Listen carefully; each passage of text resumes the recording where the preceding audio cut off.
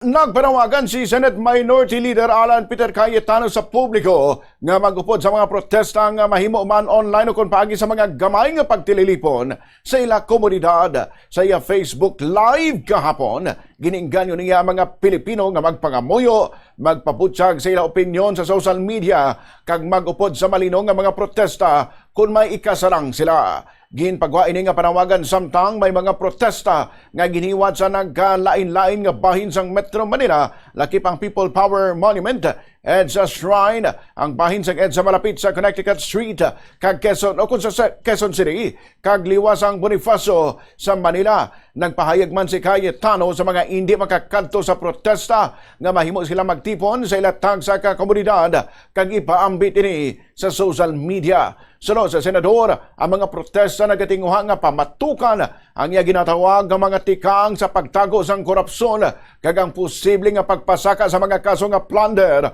batok sa pila ka personalidad sa gobyerno. So mga kasama, I ask you today, number 1, prayer po. Prayers move mountains. Number 2, participate in your way. If what you can do is pray, then pray.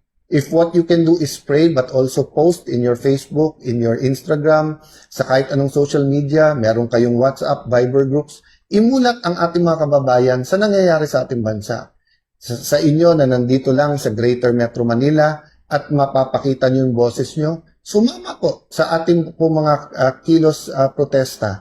Let us support and let our voices be heard.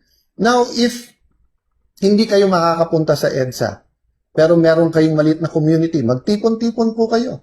Kaya 10, 20, 30. I-post nyo sa social media. Bakit po to importante?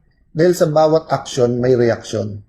I-interpret na naman to ng ating gobyerno na tama ginagawa nila. Na yung pananakit ay nagwo-work. Na pwede nalang arestuhin at kasuhan ng non-bailable ang kahit sino. Nagpakita man si Cayetano sa rally nga giniwat sa EDSA People Power Monument bangod ginapahayag nga ginabatyag niya nga may responsibilidad siya nga magpakigupod sa mga nagprotesta.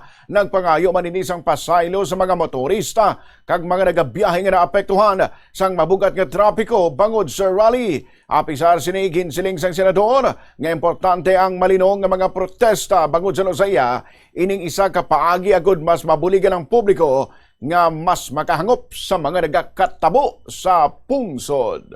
When I saw that spontaneously lumabas ang mga tao, I felt I owe it to them na the fight is not just in the Senate, it's in the hearts and minds. So pwedeng sa Facebook yan, pwedeng sa Instagram yan, pwedeng na sa ini-interview nyo, pwedeng na sa schools. And despite all of this, yung day-to-day problems, drugs, violence sa ating mga kabataan, tuloy-tuloy yun. So, for people to sacrifice their time, umabsent, magutom, to be here, siguro maliit na bagay na dumating tayo makinsa. Siguro naman yung konting oras na samahan ko ang mga naninindigan dito is a little inconvenience, but it can be. So, pasensya na po yung mga natatraffic, but protests are meant to inconvenience para magising tayo sa nangyayari. Si Senador Alan Peter Cayetano.